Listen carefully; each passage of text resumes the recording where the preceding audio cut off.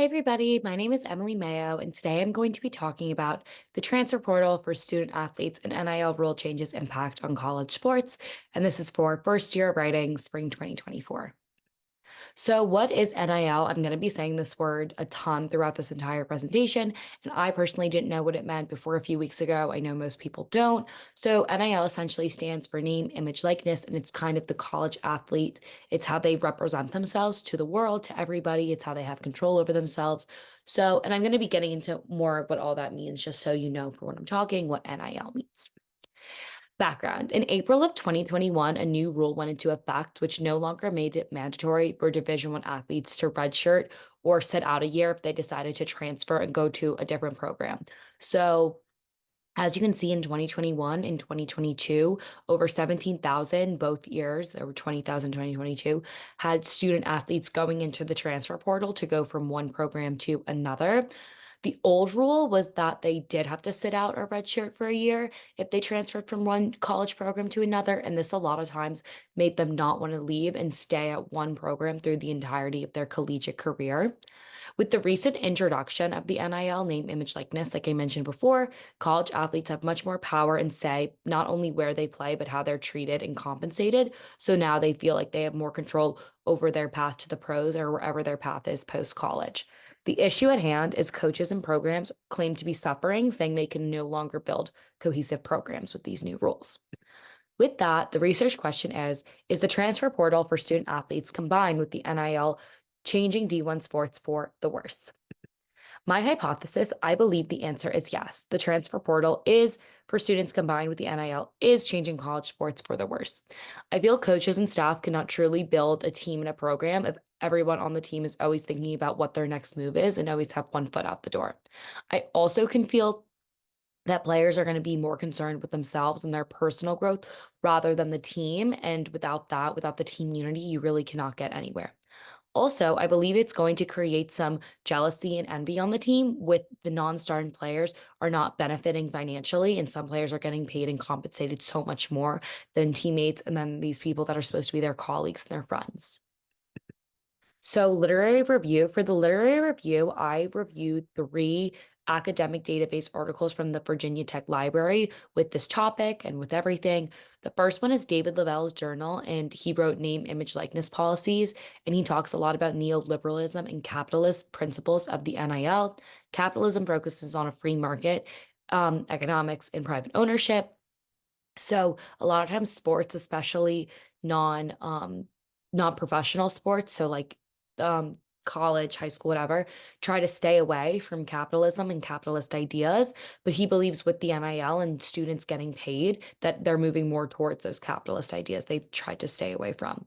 He also talked about the exploitation of student athletes getting paid and how they are now being like treated more as pros rather than student athletes, and the athletes coming before the student. Next was Gary Weiner's journal, The Business of College Sports, which he pretty much has a different approach, and he feels yes, they should be getting paid.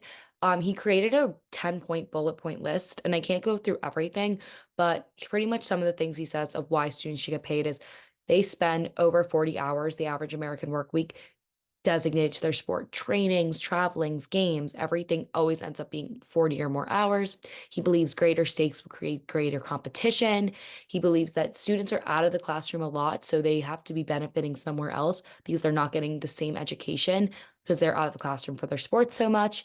And lastly, he said, or not lastly, but one of his biggest things was students are not cheap labor.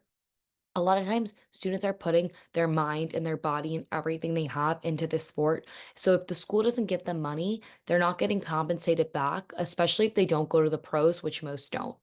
Lastly was a literary review all about the Supreme Court case Alston versus NCAA, which pretty much changed the trajectory of college sports for good. And it is the Supreme Court case that allowed college students to get paid. Not all get paid, but it gave them the ability to get paid and NIL. So, methods. The research in this project was conducted in primary and secondary sources. The secondary sources came from online articles written by professionals, Virginia Tech Library academic databases, and the primary research was conducted through a survey sent out about the NIL and the NCAA transfer portal. My findings, I had 7 multiple choice questions, 2 optional open-ended questions, at which 20 people answered and 31 people answered overall.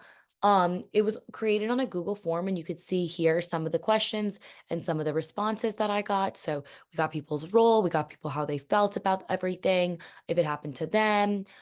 So we got a lot. And the biggest thing I really just want to go over is this one right in the middle about St. John's men basketball coach. So something I found interesting about this is I asked people to rank, if you can read it, I asked people to rank how much they agree with this quote, and no one put 0, which means on some degree, everybody felt that it is harder or impossible, as he said, to build a cohesive program. Now is discussion slash conclusion. So the opinions of everyone impacted by college sports cannot be represented in just 31 responses. So I definitely cannot give a definite answer, but I will say the 31 responses can act as a sample representative for how the public feels. So I would say that most people did agree that it is changing college sports for the worse, meaning that my hypothesis was correct, and that's how most people felt. And something coming into this was I knew most people that I was sending this interview out to would not know much about the transfer portal or NIL, which was good for me because that means no one could come in with the bias. They just had to read what was put on the screen, which was facts and data, and pick their own opinions. And I would say for the most part, most people felt and disagreed and voted towards things that were against NIL and the transfer portal. So I believe that my hypothesis was correct. And thank you all so much for listening. I hope you enjoyed this and learned a little bit more about the transfer portal and NIL.